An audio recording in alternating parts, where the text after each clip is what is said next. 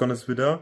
Tímto videem bych vám strašně chtěl poděkovat za letošní rok a hlavně za překonanou hranici 100 odběratelů. Zároveň bych chtěl ukončit sérii Skill Power a podobná videa, kde se nemluví, ale hraje tam jenom taková píseň a do pozadí skáčeme nějaký salta a triky s ostatníma borcema. Vnímám, že tyto videa nemají takový dosah jako například parkourová abeceda nebo ostatní mluvená videa, takže bych se chtěl víc zaměřit na tento koncept. Ovšem můžete se těšit na nějaký nový koncept videí, například Horse Challenge, vlogovací videa, nebo například nějaké parkourové tutoriály, top 10 mých triků, nebo různé challenge a tak dále. Zároveň bych chtěl poprosit lidi, kteří mají zkušenosti nebo nějaký kontakt s člověkem, který má zkušenosti s Guinnessovou knihou rekordů nebo s nějakou českou knihou rekordů, aby se mi ozvali a pomohli mi zapsat se do té knihy rekordů.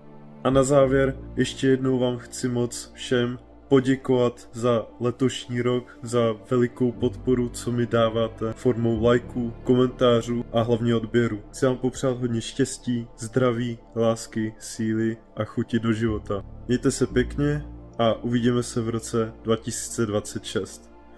Tak jo, čau.